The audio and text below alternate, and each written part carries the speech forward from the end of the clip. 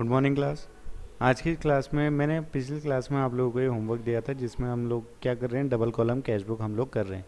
अब double column cash book जो हम कर रहे हैं उसका मतलब है कि हम सिर्फ और सिर्फ कुछ किन एंट्री पे ध्यान देंगे, सिर्फ और सिर्फ कैश की एंट्री और बैंक की एंट्री में हम ध्यान देंगे। ठीक है ना। हमें एक कैश बुक बनानी है, डबल कॉलम कैश बुक बनानी है, यानी कि यहाँ पे दो कॉलम बनेंगे, कैश का और बैंक का। कैश का और बैंक का डेबिट साइड और क्रेडिट साइड।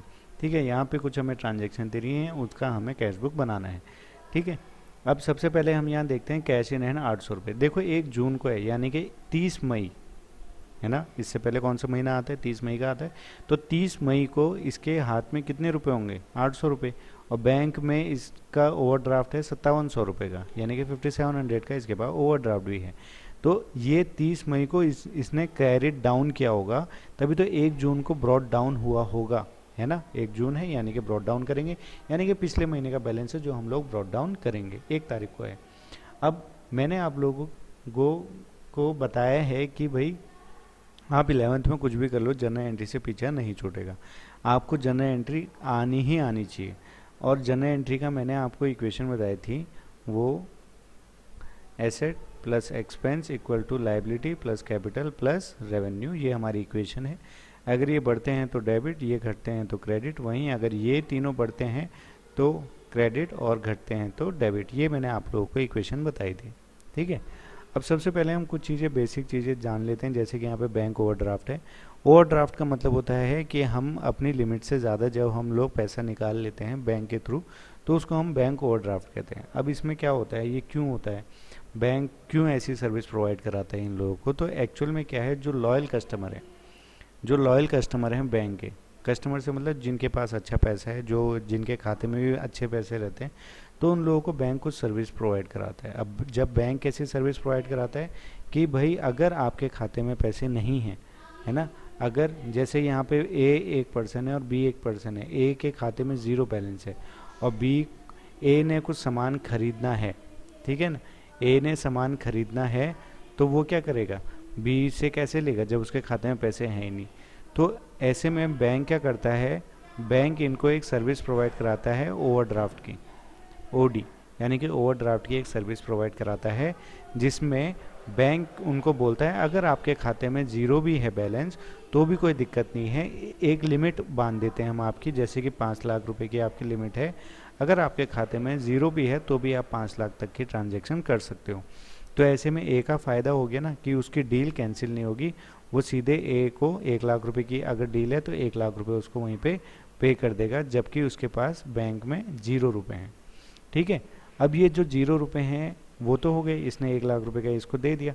तो अब ये 1 लाख जो इसने लिए, ये इसके तो है नहीं ए के, ये तो बैंक के हैं, है ना। अब बैंक ने तो लोन दिया है एक तरीके से कुछ टाइम के लिए, तो ये अब ए को इसको वापस करना पड़ेगा, और ए जब इसको देगा 1 लाख रुपए प्लस इस पर इंटरेस्ट भी उसको देना पड़ेगा।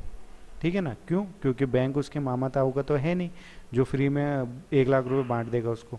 तो ए क्या करेगा, 1 लाख तो देगा और इंटरेस्ट भी देगा। पर बैंक ऐसा क्यों करता है, ताकि किसी भी बिजनेसमैन का बिजनेस पैसों की वजह से फिलहाल कोई डील कैंसिल ना हो, उनको कोई नुकसान ना हो। ठीक है ना।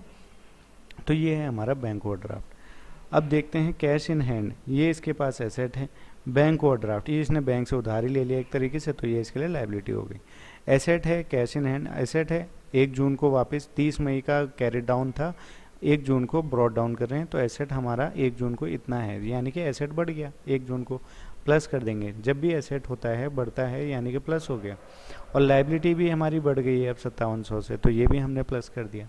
अब देखो जब एसेट बढ़ता है तो क्या करते हैं, डेबिट करते हैं, तो हमने यहाँ पे टू बैलेंस ब्रॉड डाउन, यहाँ पे कैश लिख दिया 800 रुपये। ठीक है, डेबिट साइड लिख दिया, छुट्टी। यहीं पे बैंक ओवरड्राफ्ट है, लायबिलिटी मेरी बढ़ गई है, लायबिलिटी मेरी बढ़ जाती है तो क्या करते हैं, कैरेट करते हैं, है ना। तो यहाँ पे मैंने बाय बैलेंस ब्रॉड डाउन, और ये भी पिछले महीने से आ रहा है, ये ओवरड्राफ्ट है, तो ये भी मैंने बैंक में लिख दिया 5700, बात खत्म, सिंपल। ठीक है।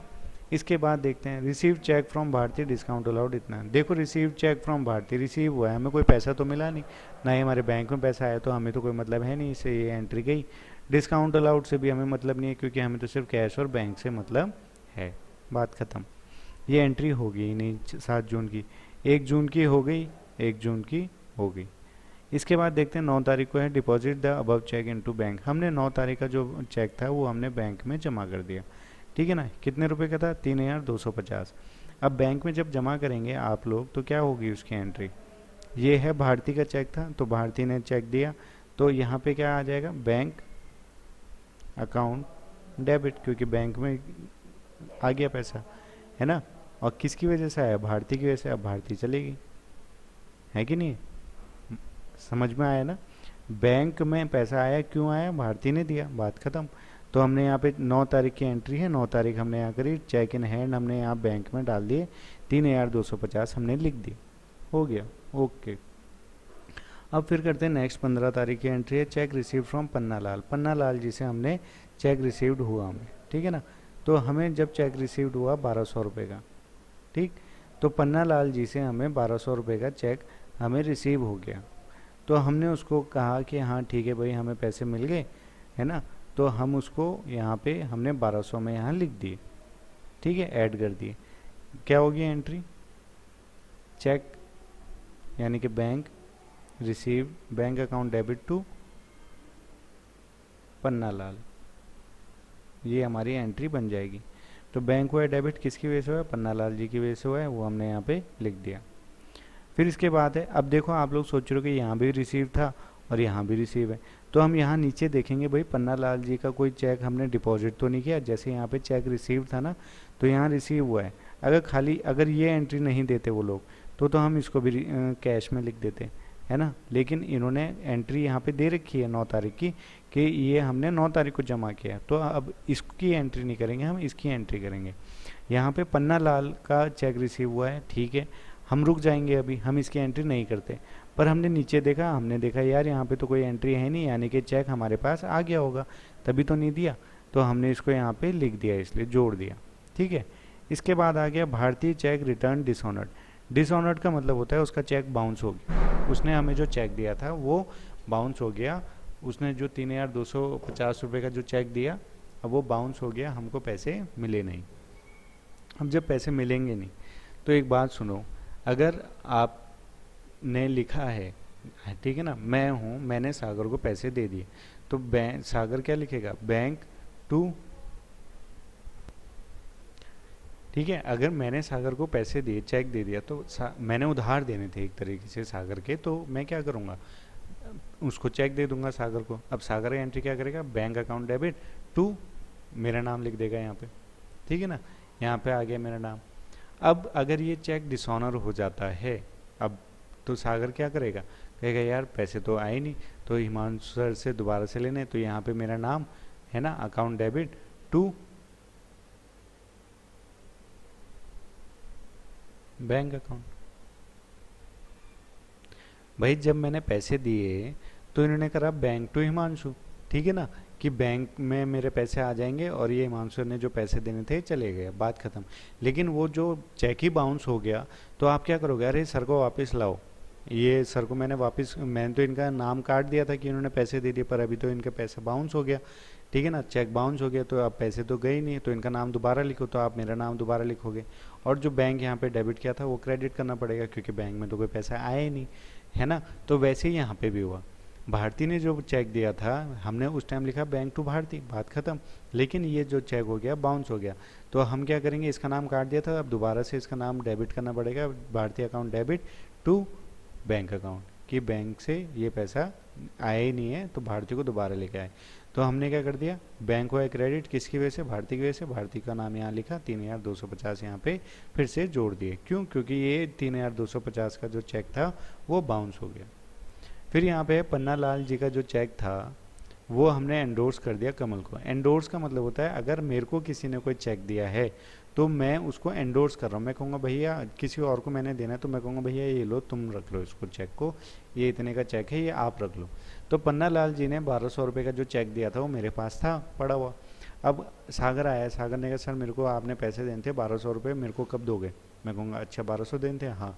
मैं कहूँगा ठीक है, ये जो पन्ना लाल जी ने चेक दिया है मैं वाला चेक सागर को पकड़ा दूंगा, ठीक है ना। तो सागर के पास चला गया, तो इसको बोलते हैं एंडोर्स करना। यानी कि पन्ना लाल जी का जो चेक था हमने उसको किसको दे दिया? कमल को। तो क्या होगी entry? Kamal account debit to bank account, है ना, यही होगी।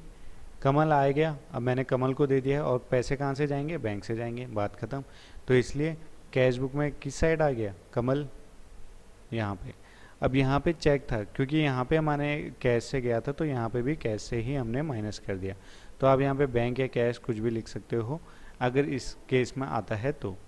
इसके बाद आ गया income tax paid by cheque, हमने इनकम टैक्स दिया है चेक के थ्रू, तो ऑब्वियसली बात है, तो सिंपल सी एंट्री है इनकम टैक्स